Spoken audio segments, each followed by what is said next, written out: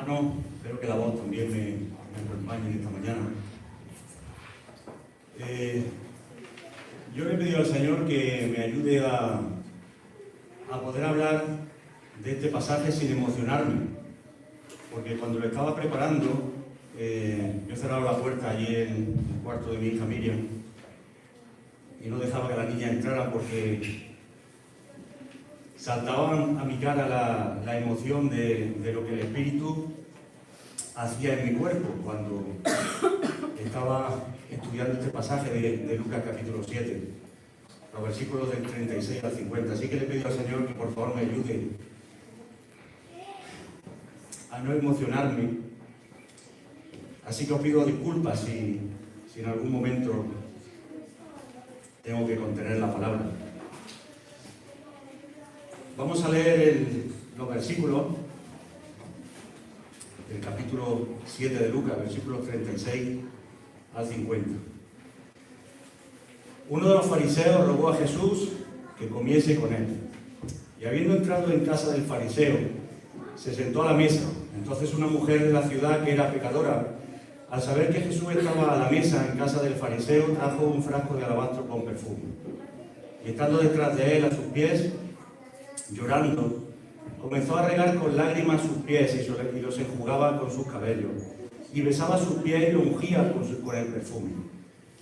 Cuando vio esto el fariseo que le había convidado, dijo para sí: este, si fuera profeta, conocería quién y qué clase de mujer es la que le toca, que es pecadora. Entonces respondiendo Jesús le dijo: Simón, una cosa tengo que decirte. Y él le dijo: di, maestro. Un acreedor tenía 2 deudores.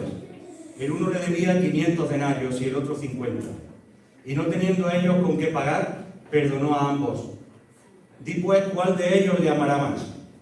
Respondiendo Simón dijo: pienso que aquel a quien perdonó más. Y él le dijo: rectamente has juzgado. Y vuelto a la mujer dijo a Simón: ¿ves esta mujer?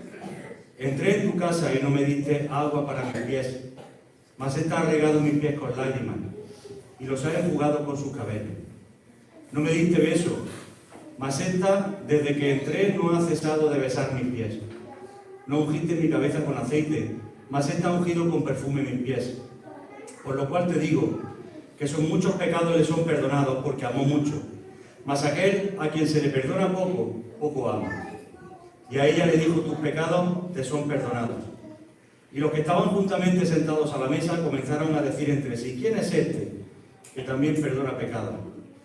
Pero él dijo a la mujer: tu fe te ha salvado, ve en paz. Hay muchas cosas que les podrían decir de este pasaje. Hay muchas repeticiones. Comparación de los pies con la cabeza, por ejemplo. O quién y quién es este, quién es este, quién es esta, quién es ella. Hay muchas cosas que el texto nos va llevando a reflexionar. Pero yo quisiera, en esta mañana, que lo que el Señor ha puesto en mi corazón y que yo voy a expresar pueda hacernos, mirando la luz de este pasaje, pueda hacernos reflexionar nosotros de manera personal, para que las cosas que el Señor quiere mostrarnos a través de, no solamente de la parábola, sino a través de esta escena que estaba sucediendo allí, que ya os aclaro que no es la misma que aparece en Juan y en Marcos, con María, la hermana de Marta. No es la misma escena por muchos detalles que se mencionan, aunque se llamen Simón las 2 personas que eran anfitriones en aquella cena, y que sucediera casi lo mismo con un vaso de alabastro y un perfume. No son la misma persona. Esta persona es una persona diferente a las que podemos ver en los otros evangelios, y además se da en un momento diferente. Aquí está en el principio del ministerio del Señor, y la otra escena se da al final del ministerio del Señor, y en lugares diferentes también. Pero ese no es el tema que nosotros tenemos que ver. A mí me gustaría que podamos reflexionar y podamos ir captando cosas que el Señor nos va a enseñar aquí, y que cada uno pueda aplicar a su vida. Cuando una persona fue a hacer una entrevista de trabajo, habían mirado su currículum y lo habían citado para hacer la entrevista con el entrevistador de la empresa, y se acerca allí a ese día de la reunión, se sienta, pase usted, siéntese aquí. Muy bien, aquí tengo su currículum delante, Y ha puesto usted que ha trabajado en tal sitio, sí, tal, tiene esta experiencia, tiene esta formación. Muy bien. Nosotros valoramos mucho algo que ha puesto usted aquí. Usted ha puesto que tiene formación en idiomas, que habla inglés. Sí, sí, tengo formación en idiomas y hablo inglés. Esto es una cosa que nosotros en este puesto de trabajo lo valoramos mucho. Y le dijo el entrevistador, ¿You speak English? Y dice, oui. Dice, oiga usted, oui es francés. Ah, entonces apunte usted ahí que también sé francés. Estamos acostumbrados a la apariencia. Hoy hay una votación, ¿verdad? En Andalucía votamos por lo que sería el gobierno de la Junta y también por los ayuntamientos. Todos los políticos, ¿habéis visto alguna vez que un político sea malo? Todos son perfectos. Y además, intentan demostrar que ellos son los mejores, mejor que los demás, para que le votemos a ellos. No tienen defectos. Al revés, cuando tiene alguien algún defecto, en estos días que hemos podido también escuchar por las noticias muchas cosas de estas, ¿qué hace? Lo apartamos. Esta persona no puede estar con nosotros porque tiene defectos. Y nosotros en nuestro partido no tenemos ningún defecto. Nuestros candidatos son totalmente perfectos. Y lo basan en apariencias. Y nosotros también caemos muchas veces en eso. Y aparentamos quizá lo que realmente no somos, o queremos aparentar algo que otros vean que somos. Y aquí es donde está el peligro. Cuando vamos a ver esta lección, que nos da aquí el Señor, esta historia, vamos a ver por un lado apariencia y por otro lado evidencia. Para entender la enseñanza de toda esta historia, tenemos que ponernos también en situación e imaginarnos esta escena dentro del contexto donde se dio. Nosotros no somos judíos. Ayer hablamos también algo en el coche, ¿verdad? Andrés intentaba hablarme del tiempo del siglo I. Y decía, Andrés, que tú no has vivido en el siglo I, ni yo tampoco. Estamos en el siglo XX. Pero realmente tenemos cierto conocimiento de lo que pasaba en el siglo I. Y para poder entender esta escena y las circunstancias de esta escena, tenemos que entender algo del contexto que había en aquella escena. Y antes de hacer el recorrido por la historia que quiero llevaros, yo voy a llevar ahora por la historia de esta mujer, pero antes de hacer este recorrido tenemos que tener en cuenta algunos detalles. Nos encontramos ante una escena de un banquete. Siempre lo hemos llamado, parece que era una cena, ¿no? Que lo habían invitado a comer, a cenar, era un banquete, por los ciertos detalles que hay aquí. Era un banquete. Desde la época griega clásica, existía una costumbre, y era que los banquetes servían para crear un ambiente donde poder charlar.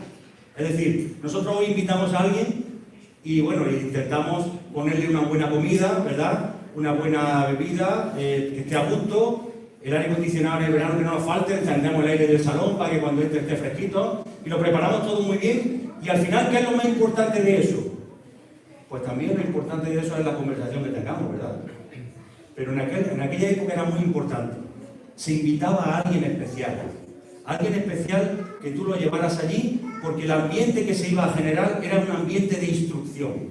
Ahí iba a haber conversaciones importantes, sobre todo a nivel moral, ético, religioso, cosas de importancia, filosófico, algo que fuera importante. Y en esos banquetes se consideraba también algo muy valorado el poder tener a un maestro, a un especialista, a un experto. Y si además ese maestro venía de lejos, era importante, ¿no? Oye, quiero tenerte en mi casa.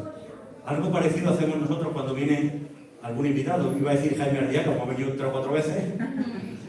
Cuando viene un invitado especial que viene de lejos, queremos tenerlo en nuestra casa y poder escucharle, poder hablar en privado. Pues algo parecido aquí. Y además, si esa persona que tú estabas invitando acababa de enseñar en la sinagoga, tienes que estar en mi casa. Necesitamos tener una sobremesa, una post-enseñanza. Vamos a hablar después acerca de todo esto que hemos podido escuchar. Por lo tanto, la posición también de Jesús en aquel momento, sabemos por el mismo texto bíblico que tenía los pies hacia atrás, ¿verdad? Esa posición indicaba que posiblemente estaban reclinados en lo que se conocía como unos divanes. unos divanes con unos cojines que se ponían, donde el brazo izquierdo o derecho, dependiendo si era zurdo o no, se colocaba hacia adelante y los pies hacia atrás. Esos mismos divanes, esa misma posición, indicaba que aquella cena no era una cena normal, sino que era un banquete, había algo preparado de manera especial. Y hemos leído en el versículo 36 que el fariseo rogó a Jesús que comiese con él. Por lo tanto, en ese ruego, vemos que ese banquete estaría hecho en honor de Jesús. Jesús era el invitado especial. Él era el maestro que habían llevado allí, a su casa, Simón, para poder hablar con él, para poder preguntarle todas aquellas cosas que a él le pudieran interesar. Y vemos por el versículo 39 que hemos leído, que estaba en el versículo 39 se dice cómo Simón estaba pensando, si este fuera profeta, ¿verdad? Simón pensaba que Jesús era un profeta. Quizá por lo que había escuchado de Jesús, quizá por la enseñanza de Jesús, y tener en cuenta que no había habido profetas desde la época del Antiguo Testamento. Por lo tanto, para Simón, que él pensaba, no lo tenía a lo mejor a ciencia cierta, que ese Jesús era un profeta, él dijo, tengo que tenerlo en mi casa y tengo que corroborar y hablar con él para corroborar que es un profeta y escuchar lo que es que este profeta tiene que decirme. Luego veis cuál es su conclusión, ¿verdad? Si fuera un profeta. En cuanto a los detalles de la mujer, se nos dice ahí en el texto que era pecadora. No se nos dice que fuera exactamente prostituta, pero posiblemente sería prostituta. Y si no era prostituta, era una mujer de mala fama, que practicaba cosas muy poco respetables. Pero como se nos dice en el versículo 38 y 39, que hemos leído, ahí cuando habla de que ella se coloca detrás de él, sugiere que al menos, en el versículo 39, ella sabría, este hombre si fuera profeta, que es una mujer pecadora. Sabemos que al menos esta mujer practicaba cosas que no eran muy respetables o que era promiscua, y al darnos el detalle de que secaba también los pies con su propio cabello, al verla Simón la identifica como pecadora, es posible que también fuera conocida en el pueblo. Es decir, que Simón, cuando la vio entrar con ese pelo suelto, ahora veremos algún detalle también sobre esto, ella dijera, uy, ¿esta mujer qué hace aquí? Porque la conocemos. Es una mujer pecadora, una mujer de mala vida. Y como digo, hay algún detalle cultural más, pero quizá lo comentaremos más adelante. Pero teniendo en cuenta todo esto, me gustaría que pudiéramos recrear en nuestra mente la escena. Quiero llevaros paso a paso a través de la escena que está sucediendo aquí. Y vemos como aquella mujer, posiblemente prostituta, que ha estado ahorrando dinero para poder adquirir aquel perfume, lo que para ella era algo muy valioso, un perfume guardado en vaso de alabastro indicaba que era un perfume muy caro, como así luego lo identifican los otros dos evangelios acerca de María, que dice allí era un perfume de nardo puro, un perfume muy caro. Y dijo Judas, ¿por qué no vendemos esto? Y sacamos bastante dinero. Aquí tenemos un perfume también en un vaso de alabastro. El alabastro no era un material que se trabajara fácilmente, era un tipo de mineral transparente. Era muy difícil conseguirlo, muy difícil trabajarlo y valía muy caro tener un recipiente de alabastro. No cualquiera podía tener un recipiente de alabastro. Por lo tanto, se utilizaban esos recipientes para guardar algo muy delicado y muy valioso, como un perfume caro. Por lo tanto, lo que sabemos de esto es que ella posiblemente había conseguido, juntando cierto dinero, no sabemos si adquiriéndolo por medio de su mala vida de pecado, pero ella juntó aquel dinero para comprar aquel perfume. Y no sabemos tampoco en qué momento aquella mujer pudo escuchar el mensaje de Jesús.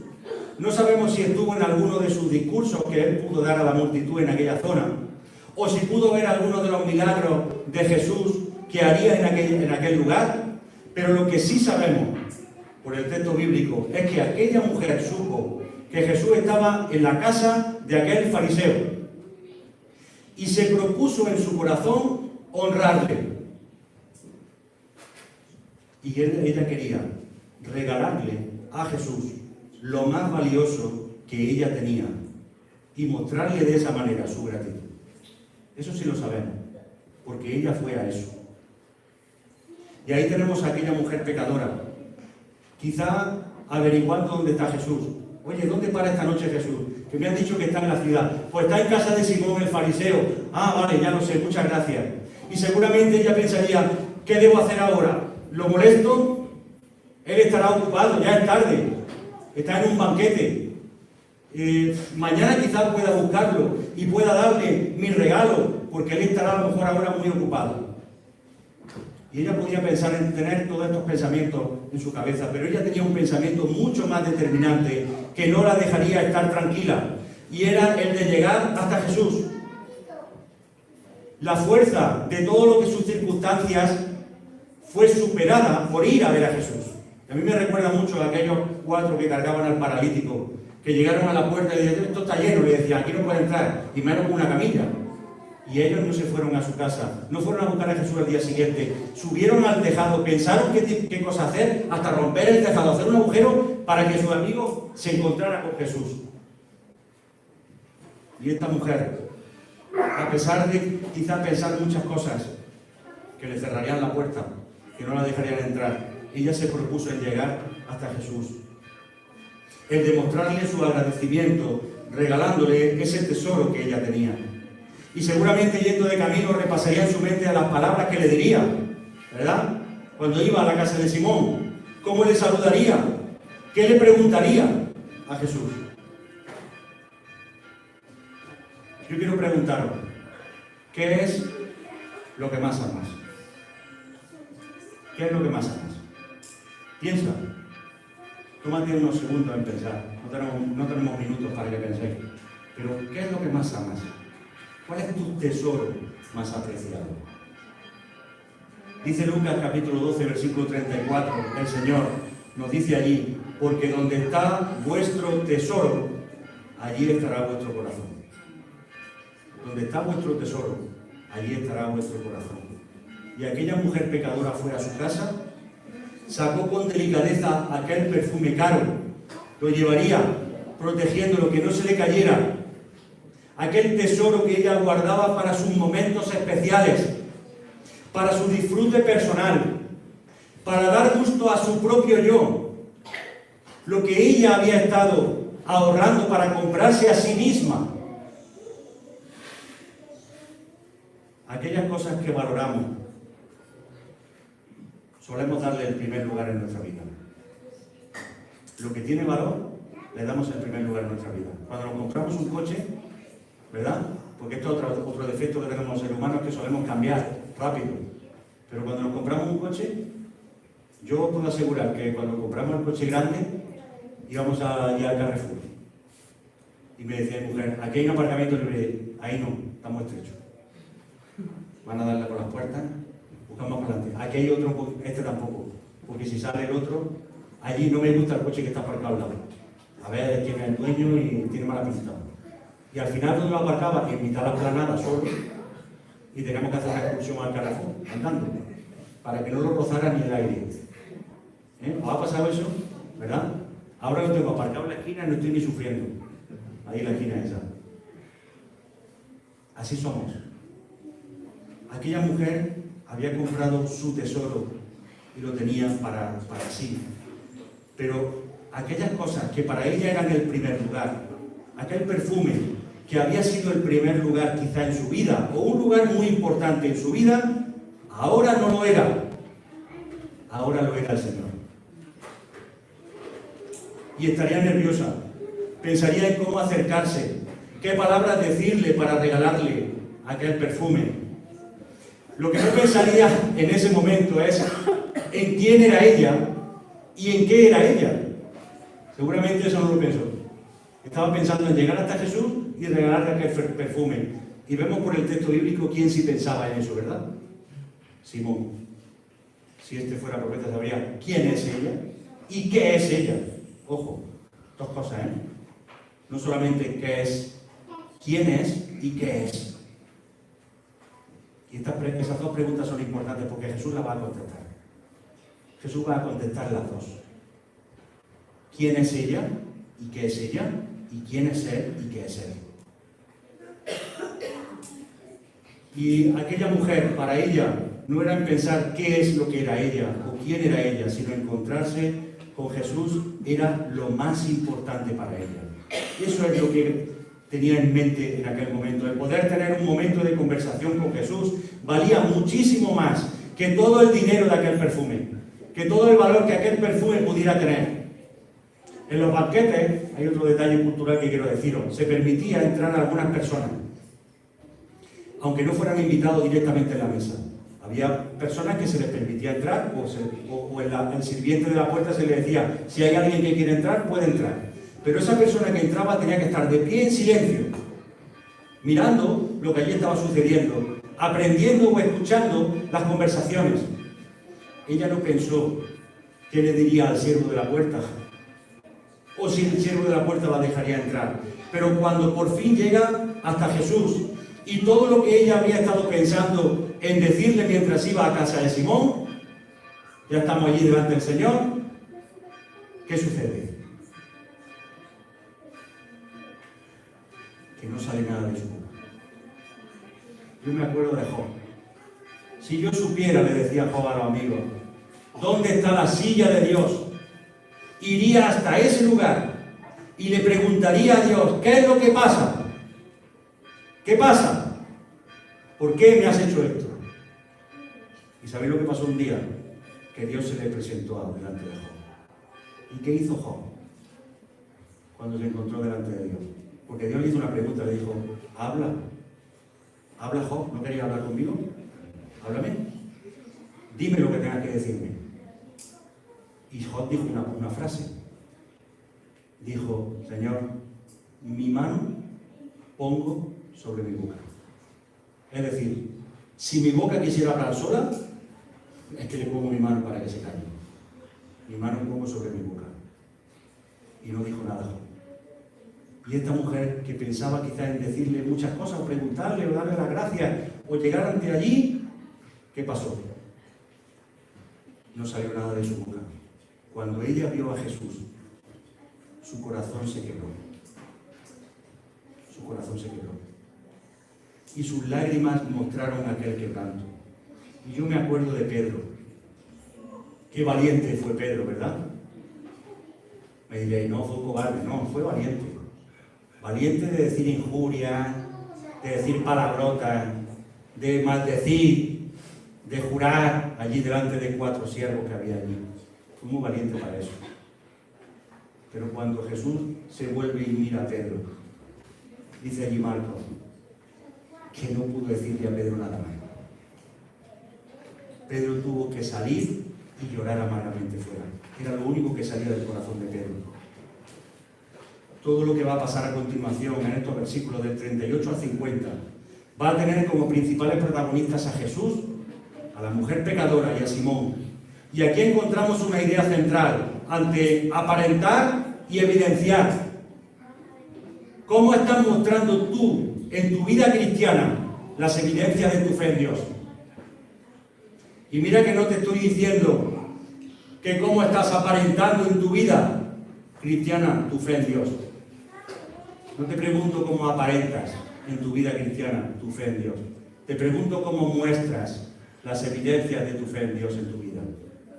No cómo aparentas. A mí no me interesa cómo aparentes tu vida cristiana. A mí no me interesa cómo puedes aparentar ser cristiano, o decir que tienes fe, o mostrarte muy religioso. A mí eso no me interesa.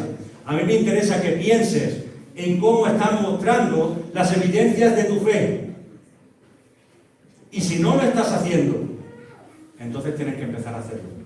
Tienes que empezar a quitar aquellas cosas que estorban, aquellas cosas que impiden, aquellas cosas que te hacen aparentar y mostrarte como realmente eres. Y en esta escena vemos cómo se muestra la evidencia de nuestra fe en Dios, y lo vamos a ver en el ejemplo de aquella mujer, en una actitud de humillación y arrepentimiento real. Arrepentimiento real. Ya tenemos que poner el apellido, el arrepentimiento. Porque ¿cuántas veces nos decimos perdóname? ¿Y cuántas veces tenemos que volver otra vez a escuchar esa palabra? Y muchas veces sobre lo mismo. Pero bueno, Jesús nos dice ¿Cuántas veces perdonaré a mi hermano en esa misma cosa? Pedro dijo hasta 7, la ley decía 6, sobre la misma cosa. Pedro dijo 7, Jesús dijo 70 veces 7. Nuestra manera de actuar es de perdonar, sí, pero qué triste es tener muchas veces que ver cómo se repiten las cosas porque no hay un arrepentimiento real. Ya no solamente en nuestras relaciones, sino y en tu vida cristiana, y en tu relación con Dios. ¿Ha habido un arrepentimiento real? ¿O sigues todavía mostrando cosas que no son correctas delante del Señor? Haciendo cosas que no son correctas para un hijo de Dios.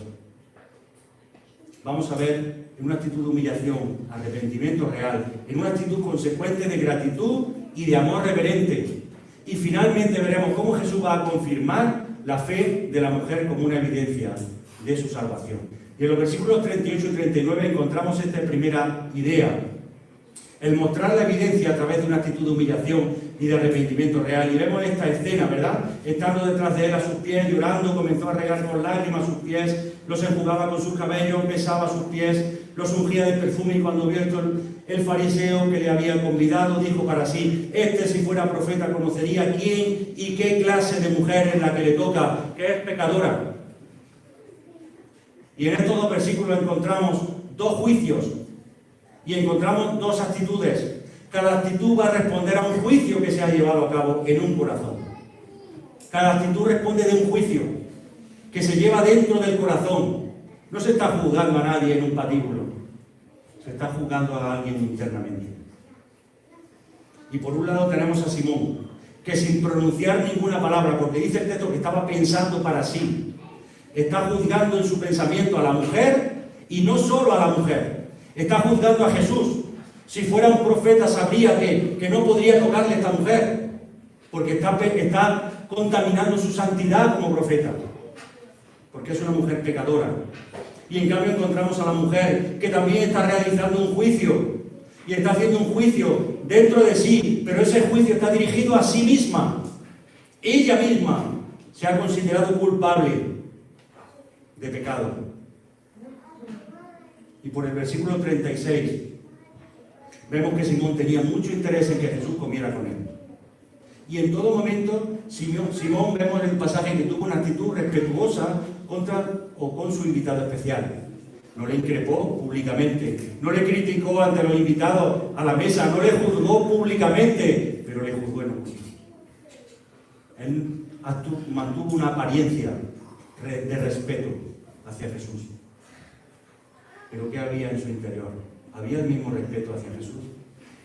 No le juzgó públicamente, pero le juzgó en oculto, sin pronunciar una palabra, en sus pensamientos y en su corazón.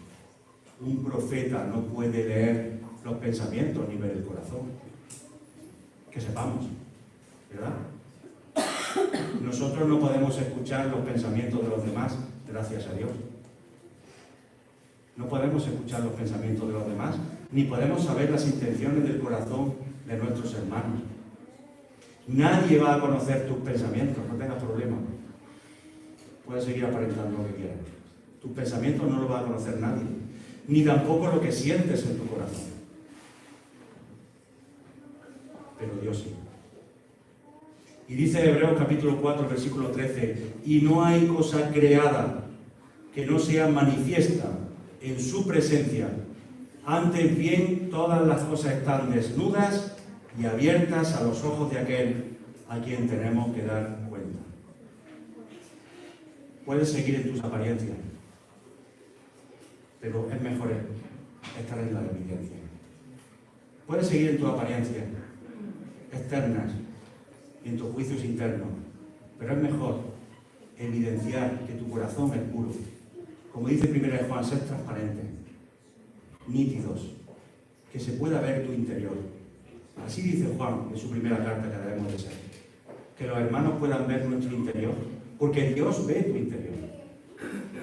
Por el contrario, encontramos en aquella mujer colocada detrás de Jesús, mostrando su arrepentimiento, sin considerarse digna de acercarse a Él, a Jesús, arrodillada a sus pies, y en su mente y en su corazón se sentía culpable frente a Jesús, Ella no se sentía culpable frente al resto de que estaban en la mesa. Le daría igual. Ella se sentía culpable frente a Jesús. Y había entendido quién es aquel que estaba frente a ella. Estaba frente a Dios. Y ella lo había entendido. Y ella sabía perfectamente, cuando estaba frente a aquel que ella entendió que es Dios, que ella era una miserable pecadora. Y su corazón se rompe frente al Señor, y las lágrimas brotan de sus ojos, y aunque ella no se había propuesto regar con sus lágrimas los pies del Señor, sino que, como dice el versículo 38, que estando detrás de él a sus pies, llorando, sus lágrimas cayeron sobre los pies del Señor. Ella sintió en aquel momento que aquellas lágrimas de una pecadora estaban manchando la santidad de los pies del Señor. Y no eran pies santos por su aspecto. No es que Jesús tuviera los pies muy bonitos. No es que Jesús tuviera un halo que salía de santidad en sus pies. No era por su aspecto, porque los pies estaban sucios por el polvo del camino y no fueron lavados al entrar en la casa, como vemos en el texto, ¿verdad? Ya Jesús se lo recuerda a Simón. Aquellos pies que se habían sentado a la mesa, sí, reclinados hacia atrás, no los tenía puesto delante de la mesa, pero eran pies que estaban sucios por las sandalias, sucios de las carreteras, de los caminos, y no habían sido lavados. Ella no temía la santidad de esos pies, o no veía la santidad, o que manchaban su lágrima la santidad de aquellos pies por su aspecto, su apariencia.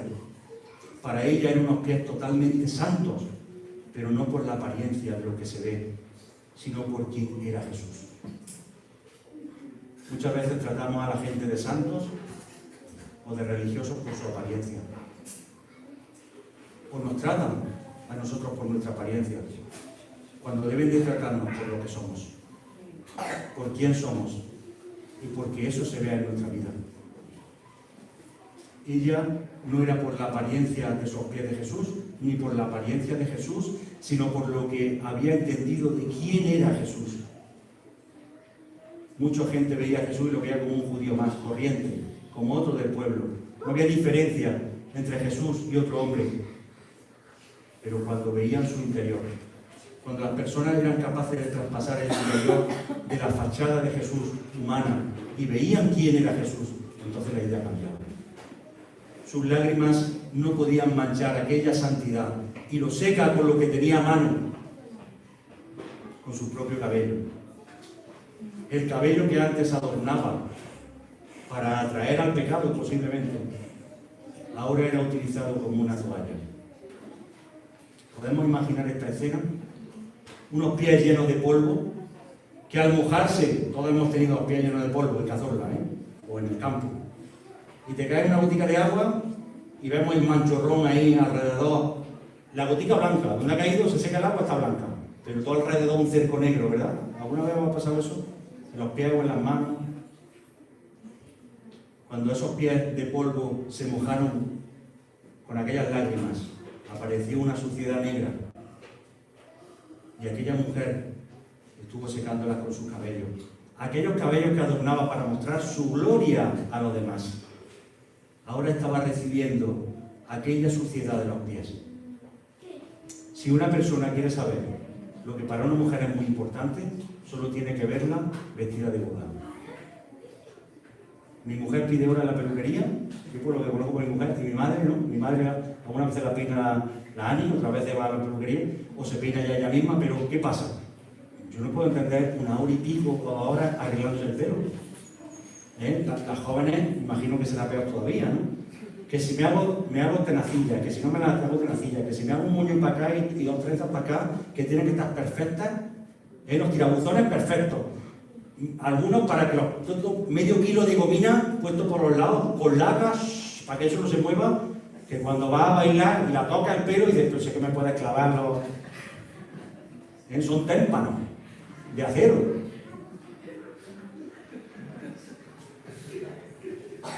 El cabello de toda mujer es su gloria personal, desde la creación.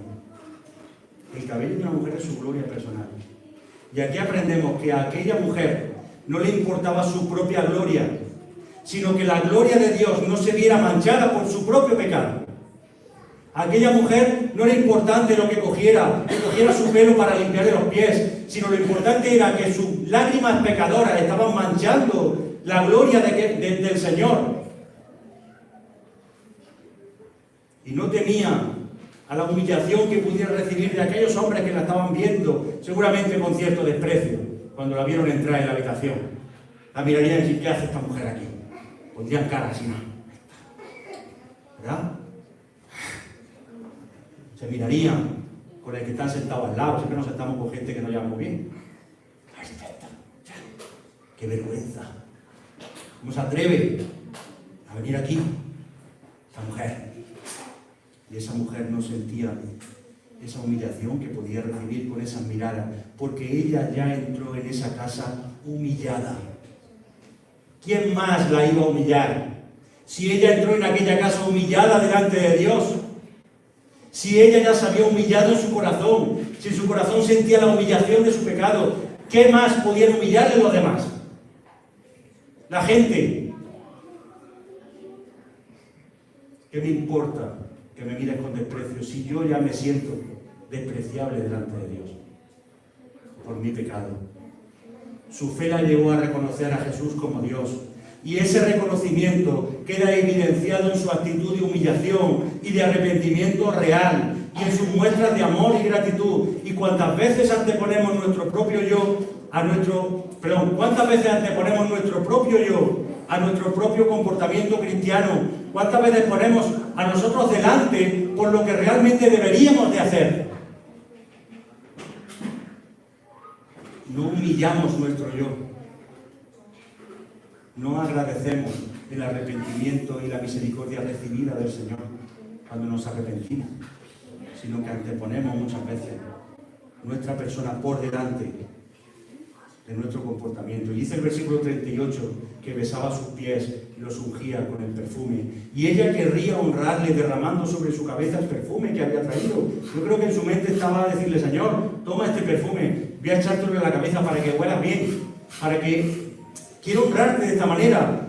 Y ella pensó a lo mejor echarle sobre su cabeza aquel perfume que había traído, pero no se atreve a levantar sus manos ni a levantar la mirada hasta la cabeza de Jesús. No se consideraba digna, sino de permanecer arrodillada a sus pies, besando aquellos pies en señal de adoración y honrándolos con aquel perfume. Y no hay mayor forma de expresar el respeto, la gratitud y el amor que desborda de su corazón quebrantado. Lo que su Señor significaba para ella queda reflejado en sus actos no forzados. Ella no pensó hacer eso. Ella no pensó en llegar allí, voy a llegar allí y le voy a besar los pies a Jesús. No. Pero esos actos no forzados manaron de su actitud, manaron del corazón, de ese corazón quebrantado, de lo que su Señor significaba para ella. Cada experiencia personal con Cristo es diferente. Yo no tengo las mismas experiencias personales con Cristo que tenéis vosotros. Vosotros tenéis vuestras propias experiencias personales diferentes. Y todos tenemos diferentes vidas de pecado. No tenemos el mismo pecado. Yo he cometido los míos, vosotros los vuestros. Y tenemos debilidades diferentes. Cada experiencia personal con Cristo es diferente. Pero sí debes preguntarte aquí lo que significa Jesús para ti. ¿Qué significa Jesús para ti? ¿Cómo evidencias en tu vida lo que sientes en tu corazón? ¿Cómo muestras el respeto, la gratitud, el amor al Señor que nos lo ha dado todo? ¿Cómo lo estás haciendo?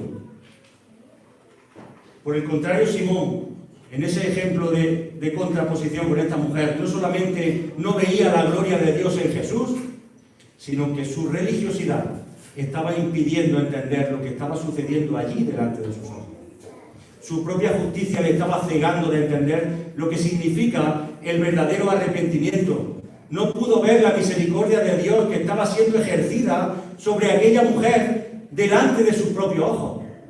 Estaba viendo la conversión de una mujer delante suya. Estaba viendo el arrepentimiento de una persona pecadora. Estaba viendo la misericordia de Dios, cómo se volcaba sobre aquella mujer, y su religiosidad no le dejaba ver eso. ¿Cómo es posible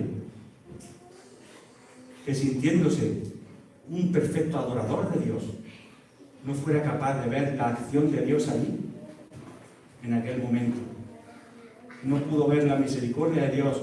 Y muchas veces nuestra propia justicia moral puede impedir ver la realidad espiritual que nos rodea.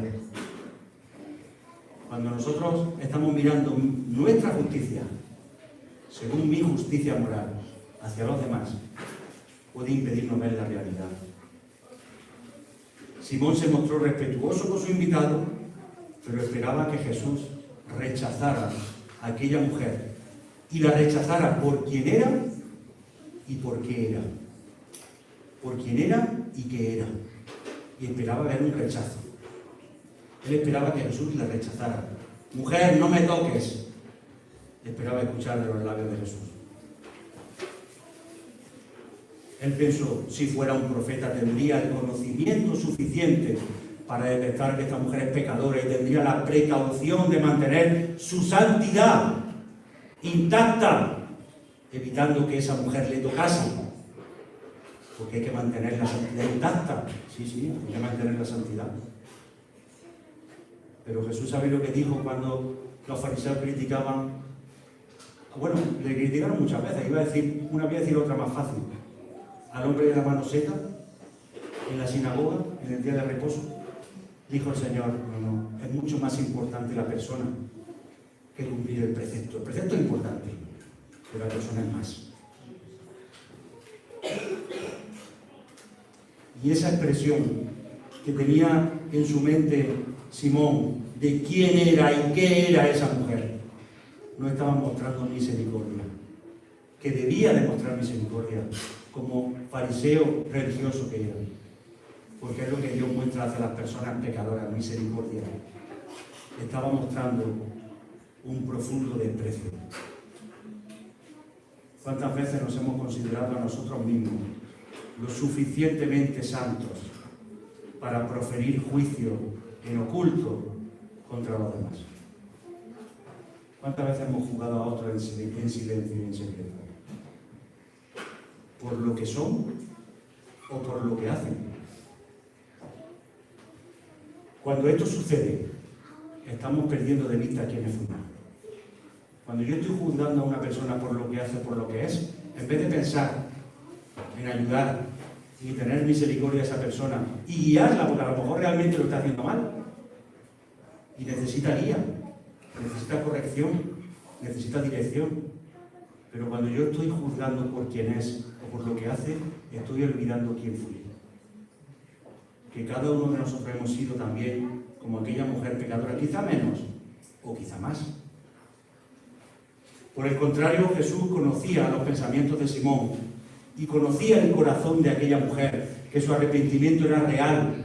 Pero el fariseo solo veía lo que esta mujer había sido y lo que aún era para él. No estaba viendo el arrepentimiento, es curioso. Oye, ¿siempre tenemos que ser así?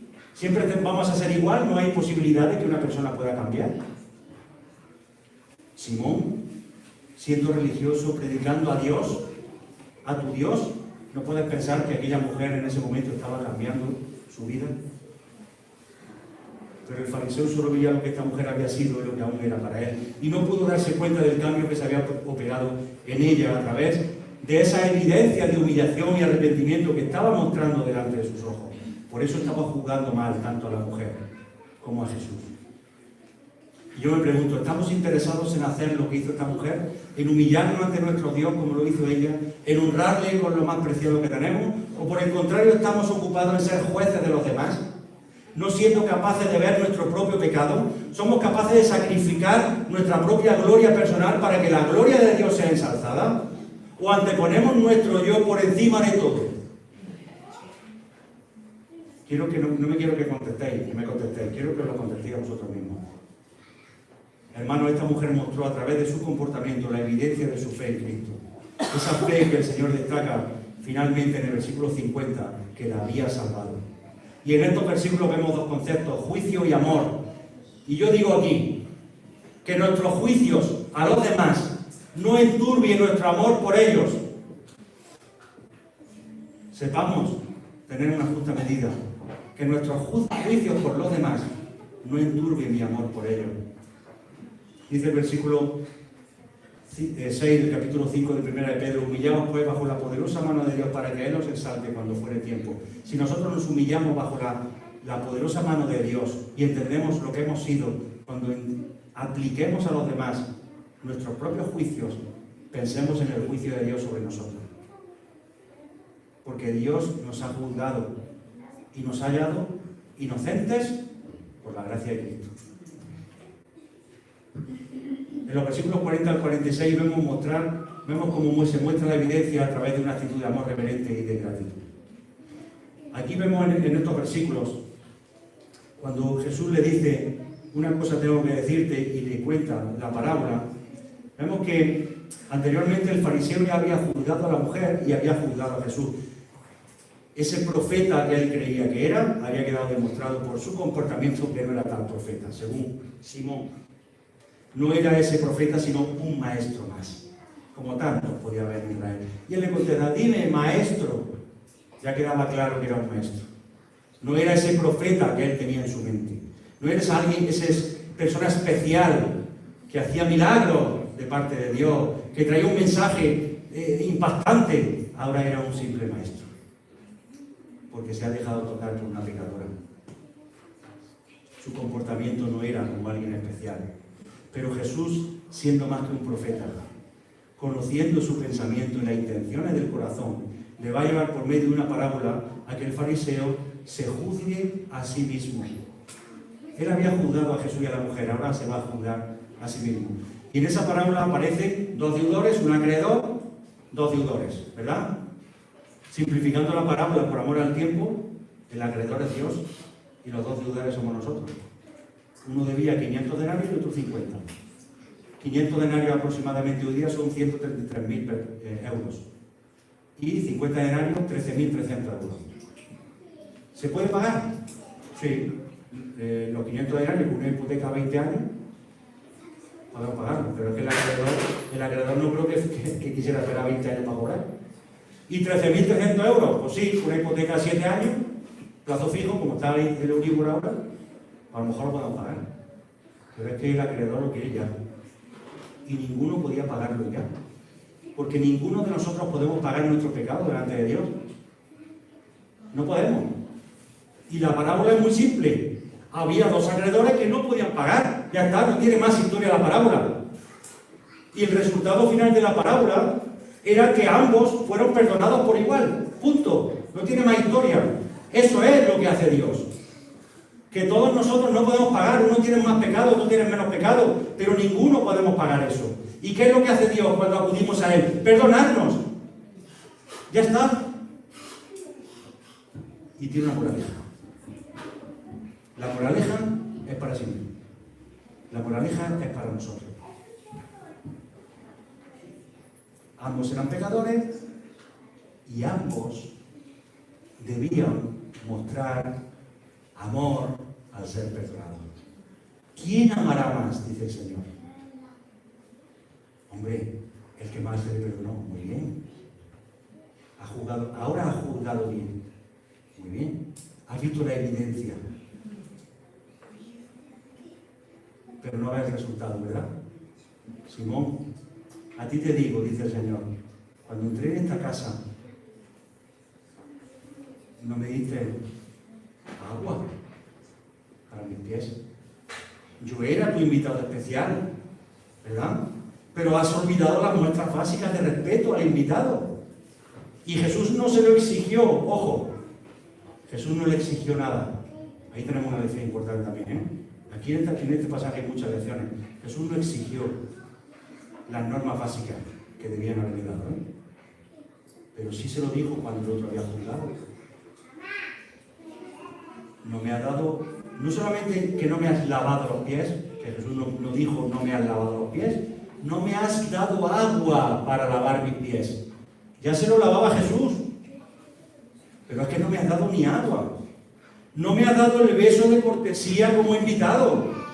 no has ungido mi cabeza con aceite como era costumbre cuando tenías un invitado especial, que le daban un aceite oloroso, perfumado, donde el cuero cabelludo que estaba seco por el sol, pues ellos se pudieran acicalar un poco. Era un aceite perfumado que todavía se puede conseguir en los países árabes. No sé si Gabo conocerá esto, pero a mí una vez hablando con un árabe me dijo que sí, que se vendía ese tipo de aceite. No me has dado, como es costumbre, esa honra. No solo el fariseo faltó a esas costumbres básicas, sino que Jesús le dice que la mujer que él le estaba juzgando estaba realizando lo que era responsabilidad de él. Tú estás juzgando a una persona que está haciendo lo que tú tenías que haber hecho. Lo que tú no has sido capaz de hacer conmigo lo está haciendo esta mujer. Y además, no en la cabeza, de los pies. Para más resalto, ¿verdad? Y esto no solo demostraba la falta de consideración del fariseo para con Jesús, sino que evidenciaba el gran amor reverente mostrado por aquella mujer hacia aquel que había perdonado sus pecados. Y frente a la poca consideración de respeto mostrado por el fariseo hacia su invitado especial, hay por un lado un amor reverente mostrado en aquella mujer y una falta de respeto hacia un invitado a nivel social. Ya no estamos hablando a nivel religioso o espiritual. Y con esta parábola, Jesús quería que el fariseo entendiera, por un lado, que ambos eran pecadores y que ambos necesitaban el perdón de sus pecados, pero que solamente la mujer había evidenciado su cambio interior, mientras que el fariseo se mantenía en una actitud orgullosa de religiosidad. Eso no vale delante de Dios. No todo el que dice Señor, Señor entrará en el reino de los cielos, Mateo 7:21, sino el que hace la voluntad de mi Padre que está en los cielos. No basta con tu religiosidad. Tiene que evidenciarse lo que eres. Y corremos el riesgo de perder de vista quién y qué somos y pasar a convertirnos en censores de actitudes de otros. Corremos el riesgo de juzgar las buenas actitudes en el servicio de otros hermanos, porque muchas veces a lo mejor nosotros no somos capaces de hacerlas. Y eso sucede en la iglesia. Juzgamos lo que hacen otros porque nosotros somos incapaces de hacer. O si alguien paga algo, una ofrenda, lo juzgamos por eso. Porque como nosotros no estamos dispuestos a hacerlo, no queremos que nadie lo haga. O si alguien sabe ayudar a alguien, lo juzgamos por eso. Haya metido en su casa a un transeúnte. No voy a decir el nombre, a ver si lo sabe. Un creyente metió en su casa a un transeúnte. Tuvo que después que desinfectar el baño con kilos y kilos de lejía. Y alguien podría decir, ¡ay! ¿Cómo se ha atrevido a hacer eso? Pues lo hizo. Porque es lo que enseña la Biblia. Porque es lo que enseña el Señor. Porque es mostrar la evidencia de lo que eres. Pero la gente quiere vivir una religión fácil, una religión barata, que no cueste esfuerzo. Y esa actitud de amor reverente y gratitud de esta mujer nos sirve de ejemplo para mostrar esas evidencias de nuestra fe mediante una vida de amor a Dios y una vida de amor a su obra. Y la obra de Dios, ¿sabéis quiénes son? No solamente son las cosas que se hacen. No es cuando Gabo va al Sáhara o cuando yo me voy allí a reunirme con los moteros a llevarle una Biblia. La obra de Dios también son nuestros hermanos en la iglesia. Cada uno de nosotros somos la obra de Dios viva, porque se ha hecho la obra de Dios, a lo que vino Jesús a hacer, la obra de Dios. Yo he venido a hacer la obra de mi Padre que está en los cielos. Y cada uno de los hermanos somos la obra de Dios. Por eso tenemos un nuevo mandamiento: amaos los unos a los otros como yo os he amado.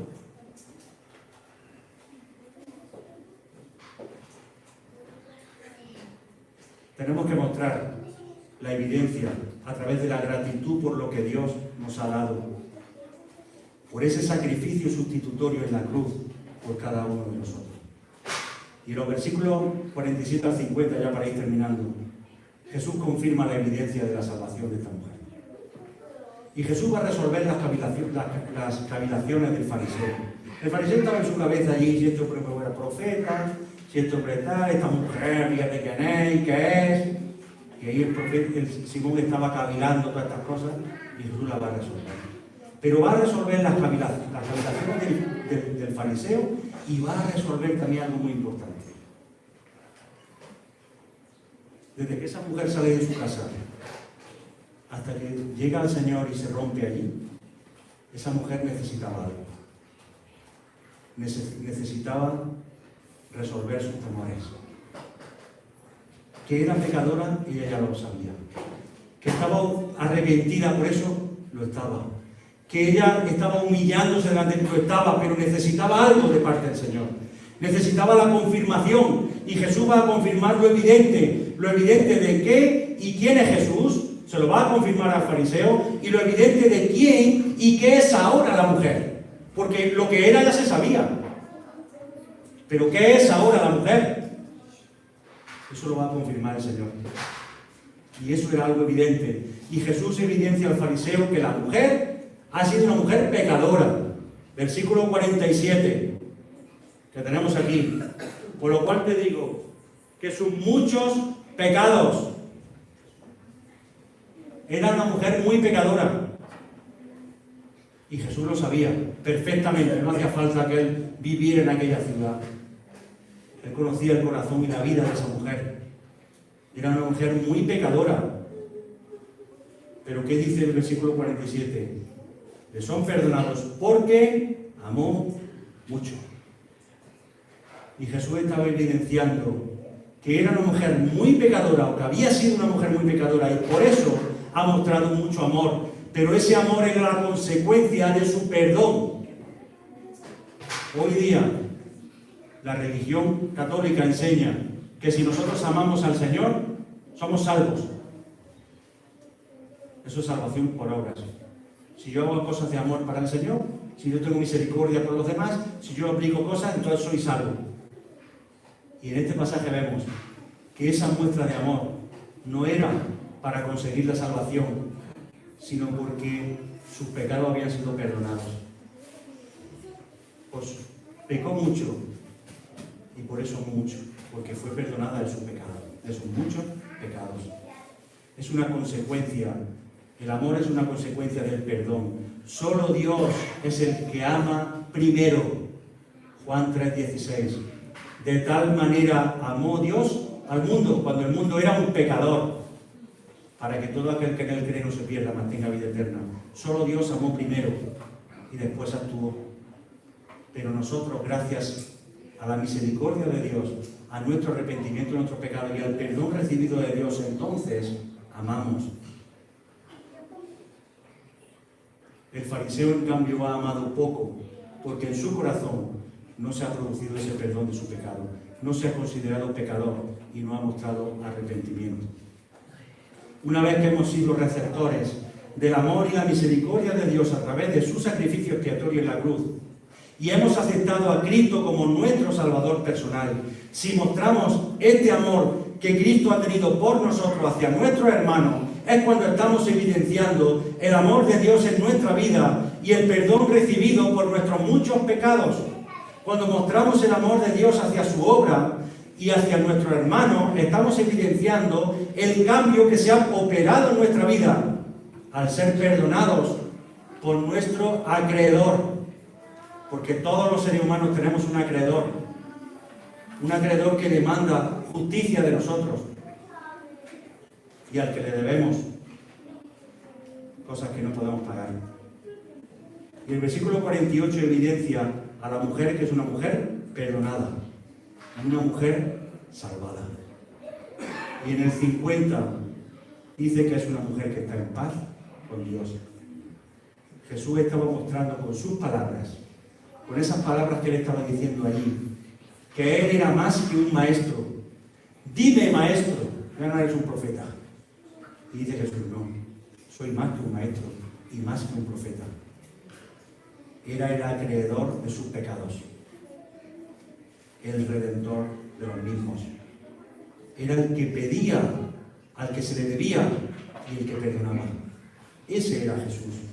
Ante aquellos que dudaban de las palabras de Jesús, el Señor afirma la seguridad de la mujer, las situaciones muchas veces difíciles que pueden hacernos dudar, José Mari comentaba algo el jueves. Hay situaciones que pueden hacernos dudar de nuestra fe, pero tengamos la firmeza en el Señor, que nos confirma que estamos en sus manos y que Él lo dirige todo. Todo lo que suceda está controlado por el Señor. Y hay veces que permitirá cosas malas o que nos pase alguna cosa que no queremos. Puede ser que lo permita. Pero lo que nunca nos va a decir el Señor es que nos deja solos. Y a lo mejor las consecuencias que permite es por culpa de pecados, o por culpa de situaciones externas, o por culpa del pecado que domina en toda esta humanidad, o por culpa del diablo que está dirigiendo todas las cosas de esta humanidad. Seguramente en la guerra de Ucrania hay creyentes muriendo, pero eso no lo está mandando Dios. Eso es por culpa del pecado que está en esta humanidad, la maldad que reina en esta humanidad. Pero lo que sí promete el Señor a nuestro hijo, a su Hijo, a nosotros, es que estamos en sus manos y Él lo dirige todo. Y Jesús no oculta la evidencia de la salvación de aquella mujer delante de todos los invitados a la mesa. Y quiero terminar, hermanos, con una reflexión. Como hijos de Dios, todos los que estemos aquí, que nos consideremos hijos de Dios, es inexcusable. Si alguno no entiende esta palabra, luego le puedo explicar lo que es inexcusable. Que no hay excusa. Es inexcusable el mostrar las evidencias de nuestra fe a través de nuestras actitudes de vida y a través de nuestras acciones hacia los demás. Es inexcusable, no tenemos excusa si nos consideramos hijos de Dios. Que el Señor bendiga su vida.